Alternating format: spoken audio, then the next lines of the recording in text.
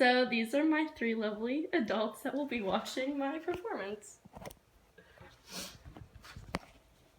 Okay, so I'll inform you today about a very fun game called Mexican Train Dominoes and the different aspects that go into the game itself.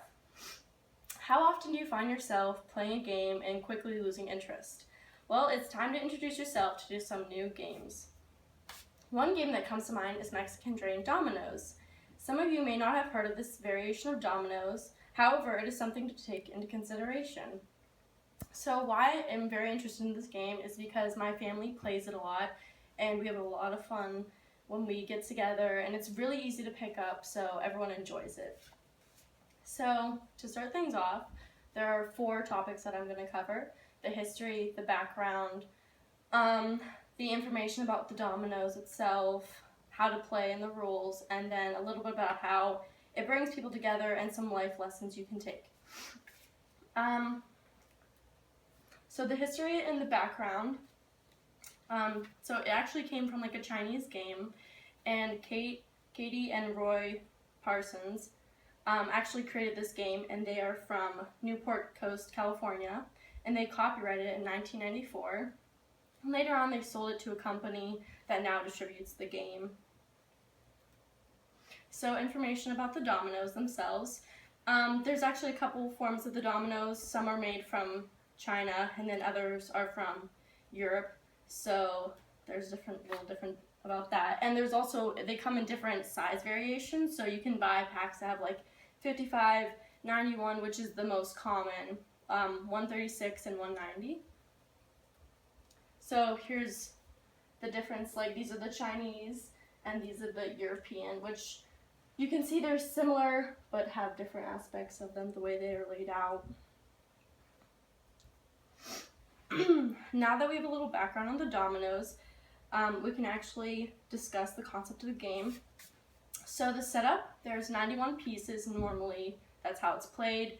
You have to take into consideration the amount of players like per domino. So if you have 4 players, then normally they pick 15 each. If you have 5 or 6, they pick 12 each. If you have 7 or 8, they pick 10 each. 9 or 10, they pick 8 each. So, and then the rest of the dominoes go into a place called the boneyard, which is basically just all the dominoes flipped over that you can pick from later on.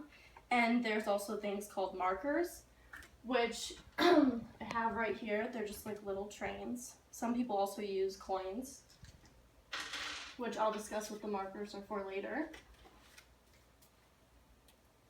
So to start the game, there's only 13 rounds, and you start off using the double 12 domino, which is right there.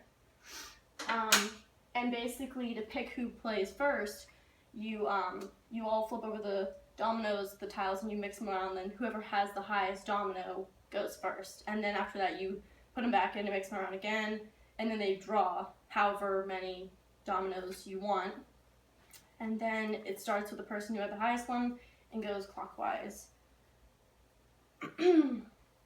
So basically what they do is it goes clockwise, and each person puts down 1 domino on their private train.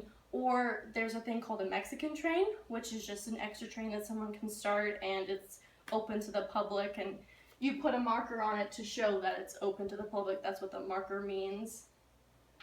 So they can play on their private train, their a train that's marked with a marker, or the Mexican train.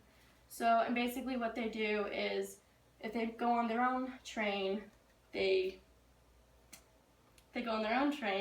just keep playing it, and if they don't have any matching ones, they can pick from the boneyard, which is just the big pile of leftover dominoes, and if it matches, then you have to put it down. But if it doesn't match, then you just put a marker on your train and it keeps going. So, and to remove the marker, you have to play on your train again. That's how it gets taken off. So in the concept of doubles, if you put a double down, you must cover it, and if you don't have the domino to cover it, you must pick up from the boneyard to cover it, and if you can't cover it, you put a marker down and the next person has to try to cover it, and it goes around in a circle until it's satisfied. So here's an example of like a double, and just another one is satisfying it. And an exception to that rule is if it's the person's last domino, then they just win the game and it's over.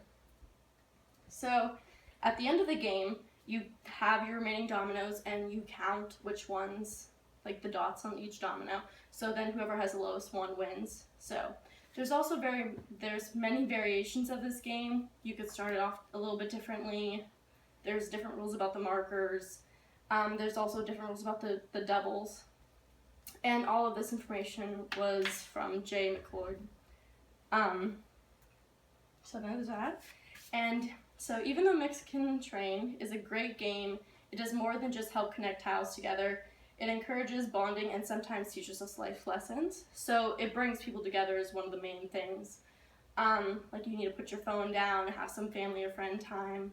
And a quote from the New York Daily News is, "And the new national celebrity pastime is Mexican Train Dominoes," which I never thought was a thing, but apparently some people in Hollywood get together and play dominoes and host regular parties. And another interesting thing about dominoes that A. Mills found was that you can learn small business lessons from it, which was kind of interesting. So lesson 1 is focus on what you can control. So in the game, you can control your private train and what goes on it, and in small businesses, you can control your actual business. Lesson 2 is identify and minimize the risks you can't control. So in dominoes, it would be the pile of unusable dominoes that you have, you want to get rid of as quickly as you can.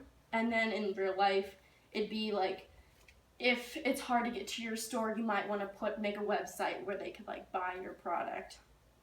And lesson 3 is leverage your assets. So in dominoes, you'd want to play the doubles because it gets your dominoes done quicker. And then in your personal life, you would have like personal contacts or networks, which would allow your business to grow in itself. So now that you have a better information about Mexican Train Dominoes, I hope that you go and play the game. So I'm glad that we could cover a couple aspects about the history, the background, the background of the dominoes, the information on how to play it, and a little bit how it affects your life. So thank you for listening.